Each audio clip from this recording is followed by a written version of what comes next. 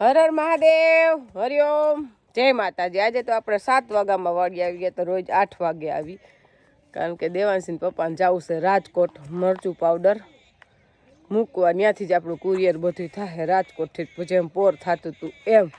એટલે અત્યારમાં એને વહેલું વહેલું જવું છે, એટલે પાછા વહેલા બપોરે જમવા ટાઈમે આવતા રહીએ। અને આપણે જો નાનજી બાપા ઉઠીને ગાયોની સેવામાં જ હોય, બીટ કાયલા રાખ્યા હોય ઉપાડીને ધોઈને, હવે અત્યારમાં કટિંગ કરીને હમણાં ગાયું દઈ દે।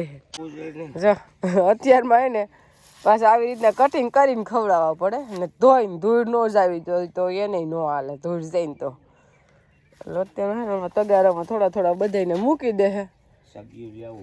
હા, એમાં મૂકી દે। આપણે આવી ગયા અત્યારમાં ગાજરમાં, કીધું ગાજર આજ તો ઉપાડીને જ જવા છે, આપણે આવ્યા છે વહેલા, એટલે કીધું ભલે થોડુંક મોડું થાય પણ ગાજર લઈને જવાના છે। બાને બનાવવા છે ને ગાજરના ઠોઠિયા અથાણા આડું, અને આ ટાઈમે જ બધા ઠોઠિયા બનાવે, જ્યારે કેરી થાય ત્યારે ઠોઠિયા ન બનાવે, ઠોઠિયા બનાવીને રાખી દે, પછી પાછું કેરીનું પાણી હોય ને એ પાણી પલાળીને ત્યારે અથાણામાં મિક્સ કરી દે એમ। અત્યારે છે ને આપણા ગાજર કઈ ઘટે નહીં ને એવા હેજો પારે પારે છે ને આમ ઉપડી જાય અત્યારે, પછી તો ન ઉપડે, પણ જમીન થોડી ખેસાણી હોય ને એટલે ગાજર જો નીકળી જાય આખા।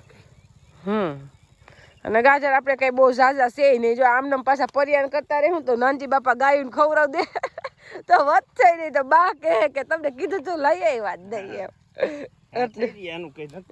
આટલો ક્યારો હતો પૂરો થઈ ગયો, આટલો ક્યારો છે, નિરાતે ઉપાડે ને પાયો નથી આ ક્યારો, એટલે ઉપડી જાય, તો ઉપડે નહીં પાછા અસલ ઉપડી જાય। અને કોઈ પણ વસ્તુ તમે જે વેચાતું લઈને બનાવો અને આપણે ઘરની વાડીએ થતું એમાં બનાવો, એમાં ફેર જ હોય એમ। આના જેવું તો ન જ થાય ને, આ તો તમારે જેવું જોઈએ જેટલું જોઈએ એટલું હોય, અને ઓલું બધું તો લિમિટમાં હોય, અને પાછું આપણે સારું લાગે એ જ રાખી, બીજું તો જવાય દે, અને ઓલું વેચાતું લીધું તો જવા ન દઈ શકી એમ। અસલ થઈ ગયા ગાજર આને પોગે આ ઘરના ગાજર ને જોજે આમાં પૂરો ખોંભે। હા, હજી હેઠે પડ્યા ઈ તું લઈ લે। આપણે વાડી આવી ગયા એટલે દેવાંશભાઈએ લઈ લીધું ગાજર ને બીટ, અને પાછો શું કેસ ખબર છે, એ કે પડીકાથી સારું હોય નાનજી બાપા ને પૂછતો પડીકું સારું કા સારું તો ખબર પડે છે ને તને, પછી પડીકું તો અત્યારના છોકરાને ભેગું જ ઊભું હોય લે, પડીકાને ને આને કાંઈ કોન્ટેક જ નહીં, ખાવાની વસ્તુ આ જ છે દેવાંશ, બીટ ને ગાજર ને। આમ જોતો ખરા, ને ભાઈને જવાના છે બાલ કરાવવા, પણ ટ્રાફિક હતી વાણંદની દુકાને પાછા આવ્યા, હવે કઈ જવાનું છે કીધું આઈનું, હા એટલે એ કે જો આપણે સવારે ગયા હતા રાજકોટ મરચું પાવડર દેવા, કારણ કે જે આપણે ઓર્ડર લખેલા છે એ હવે ઓર્ડર આપણે પોગાડવા જો, એટલે આપણે જ રાજકોટ મરચું પાવડર મૂકી આવ્યા છીએ। હવે ધીમે ધીમે અહીંયાથી સોમવારે મંગળવારે એમ સપ્લાય ધીમે ધીમે ચાલુ થાય, એટલે જેને લખાવેલું છે ને બધે હવે અઠવાડિયામાં મળી જાય। અને જો અત્યારે આપણે વાડી આવ્યા ને તો નાનજી બાપાએ ગાયુંનો જે ફરજો કર્યો તો આડેશ ને બધું વીખી નાખ્યું, કારણ કે હવે ઉનાળો આવી ગયો એટલે હવે ગરમી થઈ, એટલે ખુલ્લું થઈ ગયું તો એને મજા આવે, આ બધું વીખી નાખ્યું, એક સાઈડ રાખી હવે આ તો લૂ ન આવે એટલે, એ પછી લૂ ન આવે એટલે એક સાઈડ કીધું ભલે રહી, બાકી આ કમ્પ્લીટ થઈ ગયું ચોખ્ખું જો હશે, આની મજા આવે ખુલ્લું રહે તો એમ। હવે પવન જોઈએ એમ, જો ગંગા ઓગારે છે અસલ, વાહર ઓલું તો આવું પેક પેક થઈ જતું હતું ને તો ગરમી થતી હતી, એટલે આમાં ગરમી ન થાય એમ। પવન અત્યારે ગોથા મારતો હોય, અત્યારે આમથી આવે ને આમથી આવે, એક ધારો હજી ઉનાળું પવન નથી, એટલે ખુલ્લું હોય ને તો એને મજા આવે। અને ઉનાળામાં તો પછી આમથી જ લૂ આવે, આપણે જે પોર આપણે જો ને કર્યું હતું કોથરો બાંધીને, વણ તો છે જ બાંધેલું, એટલે કઈ બાંધવું નહીં પડે, એ જ તમે ઊભો ને એટલે સીધું માથું લઈને આગળ આવી જ જાય કે ખંજોરો એમ।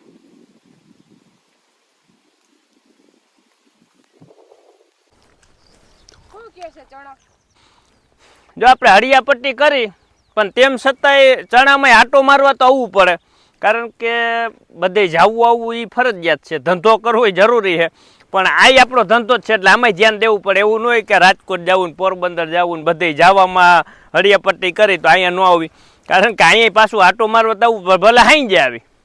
જો અત્યારે આપણે આવ્યા એટલે ચણા આપણા છે ને કપાસ કાઢીને વાવ્યા એટલે શિયાળું મોલ, અને અત્યારે ઉનાળો આવી ગયો એટલે આપણે પાયા નદી 4 દિવસ જ થયા. અત્યારે ફરી પાછું પાણી ચાલુ કરી દીધું, અડધા પલે પોગી ગયું છે અને કાલે લગભગ પી જાય કે પછી 5-7 ક્યારા રહી જાય. એટલે અત્યારે હવે આને 4 દી પાણી દેવું પડે તો જ આ થાય, નકર એકદમ ઉનાળો આવી ગયો હવે તો, કારણ કે આ વસ્તુ શિયાળું અને 45 ડિગ્રી તાપમાન હવે આવી જાય 1-2 દીમાં, એટલે આ સહન ન કરી શકે. અને હવે નવા ફૂલની કંઈ ઉપર રાહ નથી કે નવું ફૂલ આવે ને થાય, જે પોપટા થઈ ગયા ને એ અસલ ભરાઈ જાય એટલે કાંઈ ઘટે નહીં એવા થઈ જાય. એટલે આપણે એક પાણા હોહરવું કાઢશું એટલે આપણે 2 કે 2.5 વીઘાની જાયરી વાવવી છે ગાયો હાટું લીલું. એટલે આપણે પ્લાન કરતા હતા કે રમેશભાઈ વાળી જમીન ખાલી થઈ ગઈ તેમાં વાવી દેવું, પણ હવે પાણી અત્યારે ત્યાં અહીં 2 ઠેકાણ પોગે એમ નથી. એનું કારણ છે કે ચણા 3 દીએ પી દે ત્યાં 4થે દીએ પાછું અહીં પાણી જોહે, એટલે હવે ભેગું એકાદું પાણ કાઢીને પછી જ વાવશું. એટલે હવે લગભગ એમાં વાવવાય નહીં જવો પડે, કારણ કે આપણા ચણા જે સફેદ છે એ વઢાવવા માંડ્યા એટલે લગભગ 2-3 દીમાં એ વઢાઈ જાય તો એ જમીન નવરી થઈ જાય, તેમાં આપણે જાહેરનું વાવેતર થઈ જાય અને અહીંયા ચણાય પાકી જાય. કારણ કે હવે આને 3 દીએ 4 દીએ પાણી જોહે. હા, હવે પાણી હોય તો જ થાય, નકર આ પરબાર જ વરી જાય, આ તડકો મૂકે નહીં. વરી જાય એટલે ઝીણો દાણો થઈ જાય એટલે કઈ ઉત્પાદન થાય નહીં. એટલે આપણે આમાં જ હવે રોકાવાનું છે પાણી બધું. અને મેન પ્રશ્ન એક છે આમાં કે જાજે તેરામાં એક જ દાણો નીકળે છે, એટલે હવે આમાં 2 બિયારણ છે, અડધે અલગ છે આ બાજુ અલગ છે, 2 જાતનું બિયારણ છે.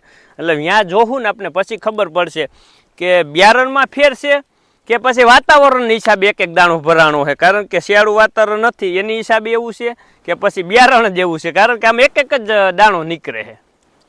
અમુક બિયારણ એવું હોય ને કદાચ વાતાવરણ હિસાબે હોય. આપણે આવી રીતના આપણે મોડા ચણા તો ઓછા વાવતા હોય, ક્યારેક જ વાવવાનું થતું હોય, એટલે આપણે બહુ અનુભવ ન હોય એમ. હા, એટલે હવે એ ઓલી બાજુ જોવું પછી ખબર પડશે આપણે કે એ બાજુ આવી રીતે છે, વાતાવરણ ભાગ ભજવું છે કે પછી બિયારણ જેવું છે એમ.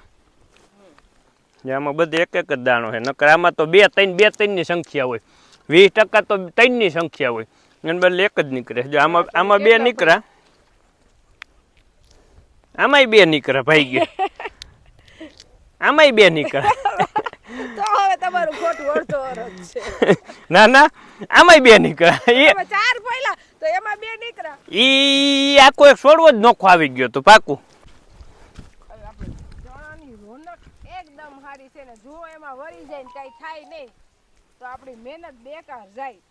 એટલે હું જાહેર વાવવાનું કહું પણ એને પપ્પા ના પડે કે હવે જારે તું 5 દી મોડું. હવે